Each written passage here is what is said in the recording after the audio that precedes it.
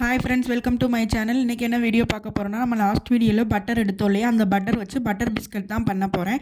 Butter எப்படி எடுக்கிறதுன்னு நான் லாஸ்ட் வீடியோவில் டீட்டெயிலாக எக்ஸ்பிளைன் பண்ணியிருக்கேன். கண்டிப்பாக லாஸ்ட் வீடியோ வந்து செக் பண்ணி பாருங்கள், நான் கார்ட்லேயும் கொடுத்து வைக்கிறேன்.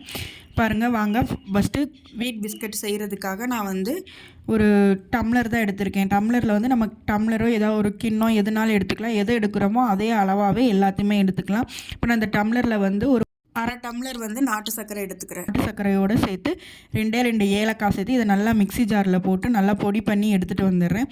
அப்போ வந்து மிக்ஸ் பண்ணுறதுக்கு ஈஸியாக இருக்கும். நெக்ஸ்ட்டு வந்து பார்த்திங்கன்னா, நம்ம ஹோம்மேட் பட்டர், வீட்டிலே பண்ண பட்டர் வந்து அது வந்து ஒரு அரை கிளாஸ் எடுத்துக்கிறேன். அரை கிளாஸ் எடுத்து இதை வந்து ஒரு ஃபோர்க்கோ ஒரு ஸ்பூன் இல்லைன்னா விஸ்கு, ஹேண்ட் விஸ்கு எல்லாம் எது இருந்தாலுமே நல்லா இதை வந்து பீட் பண்ணி எடுத்துக்கலாம். நான் வந்து ஸ்பூனை வச்சே தான் பண்ணுறேன்.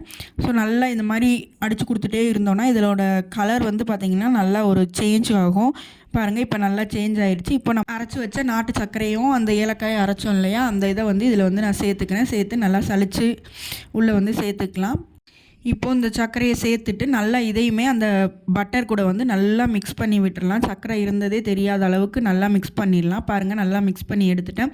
நெக்ஸ்ட்டு வந்து இதில் வந்து வீட் ஃப்ளவர் ஆட் பண்ண போகிறேன். ஒரே ஒரு கிளாஸு நான் அந்த ப்ரெஸ் பண்ணிலாம் எடுக்கலை, அப்படியே கொட்டினேன். அதை வந்து அப்படியே எடுத்திருக்கேன், ப்ரெஸ் பண்ணல, எதுவுமே பண்ணலை. அப்படியே ஒரு டம்ளர் வந்து எடுத்திருக்கேன். எடுத்து இதையுமே சேர்த்து சளிச்சிக்கலாம். சளிச்சிட்டு நல்லா இதை ஸ்பூன் வச்சு ஒரு லைட்டாக ஒரு மிக்ஸ் கொடுத்துட்டு நம்ம கை வச்சு அந்த பட்டரு அந்த மாவு எல்லாத்தையுமே மிக்ஸ் பண்ணோம் அப்படின்னா அதுவாகவே மிக்ஸ் ஆகி ஒரு டோ மாதிரி வந்துடும். நம்ம சப்பாத்திக்கு பிணையிற மாதிரி அடித்து நல்லா டைட்டாக பிணையணும் அவசியம் இல்லை. எல்லாத்தையுமே ஒன்று சேர்த்து பிணைஞ்சோம், இப்படி எடுத்து பிணைஞ்சோம் அப்படின்னாலே அது நல்லா நம்மளுக்கு வந்து மாவு மாதிரி வந்துடும். பாருங்கள், இப்போ சூப்பராக வந்துருச்சு. இதை வந்து இப்போ நம்ம வந்து பிஸ்கட் ஷேப்புக்கு வந்து உங்களுக்கு என்ன ஷேப் வேணுமோ அந்தளவுக்கு பிடிச்சிக்கலாம். நல்லா ஒரு உருண்டை எடுத்து உள்ளங்கையில் நல்லா வச்சு நம்ம குலோப் ஜாமுனுக்குலாம் நடுவில் செய்வோம். ஸோ அப்படி செய்யும்போது நடுவில் வச்சு உருட்டும் போது அந்த விரிசல் எதுவுமே வராது. அதுக்கப்புறம் நம்ம ஹேண்ட் வச்சு ப்ரெஸ் பண்ணோம் அப்படின்னா நமக்கு பிஸ்கட் ஷேப் வந்துடும். பாருங்கள், இந்த அளவுக்கு திக்னஸ் இருக்கணும். அப்போ தான் வந்து பிஸ்கட் நல்லா வெந்து வரும். சூப்பராக ரெடி ஆகிடுச்சு. இதுக்கு மேலே நம்ம டிசைன் கொடுக்கறனாலும் கொடுத்துக்கலாம், இல்லை ப்ளைனாக அப்படியே வைக்கணுனாலும் வச்சுக்கலாம். அதுக்கப்புறம் இதை பேக் பண்ணி எடுக்கிறதுக்காக ஒரு பிளேட்டில் வந்து நான் பட்டர் தடவிக்கிறேன்.